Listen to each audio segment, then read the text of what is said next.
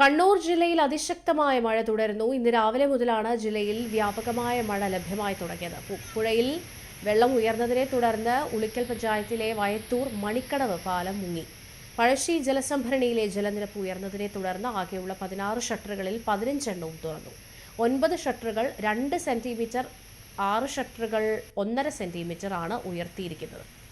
ഷട്ടറുകൾ തുറന്നതോടെ വളപട്ടണം പുഴയിൽ ജലനിരപ്പ് ഉയർന്നിട്ടുണ്ട്.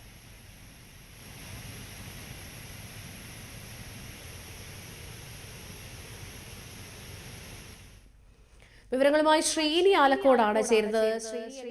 സംസ്ഥാനം ഒട്ടാകെ മഴക്കെടുതി രൂക്ഷമായി തുടരുന്നു. കണ്ണൂരിലെ ഒരു സ്ഥിതിവിശേഷം, പൊതു സാഹചര്യം എങ്ങനെയാണ്?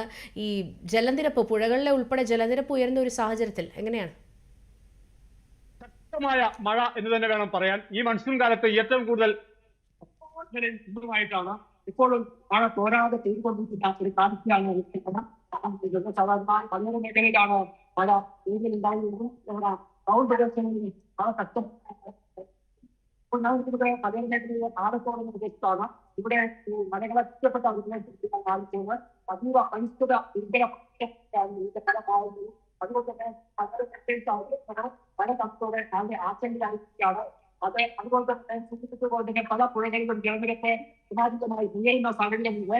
ഈ സാഹചര്യത്തിലെ പഴശ്ശി ഡാമിന്റെ അണക്കെട്ട് ചട്ടം തുറന്നു കഴിഞ്ഞാൽ ആ മേഖലയിലെ പലവട്ടം പുഴകളിൽ വെള്ളപ്പുഴയും അതുപോലെ തന്നെ ആ മേഖലയിലെ പുഴകളിൽ വെള്ളനീരും അതുകൊണ്ട് തന്നെ താമസിക്കുന്നവരോടെ മാറി താമസിക്കാൻ സംഘടനകളുടെ സാധാരണ പറയാവുന്നതാണ്.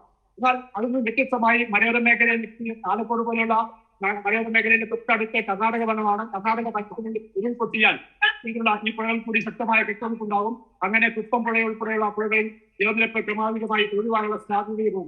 അതുകൊണ്ട് തന്നെ ഇത്തരത്തിലുള്ള തീരത്തിൽ താമസിക്കുന്നവരുടെ മാറി താമസിക്കാൻ ഈ പഞ്ചായത്ത് ഉൾപ്പെടെയുള്ള ഇത് അറിയിച്ചിട്ടുണ്ട്. എന്തായാലും നമുക്കാണ് ഈ പുഴയിൽ കാണുന്ന കൃത്യമായ റോഡുകളിലൊക്കെ വെള്ളം കുത്തിയറിയുന്ന സ്ഥിതിവിശേഷമാണ് ഇപ്പോൾ ഉള്ളത്.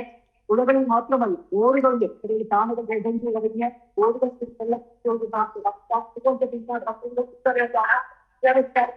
രാവിലെയാണ് അതുകൊണ്ട് തന്നെ പല വിദ്യാർത്ഥികളും രാവിലെ ഓയിൽ നിന്ന് പോയി തിരിച്ചു വരേണ്ട അവസ്ഥയില്ല. അതിപ്പോൾ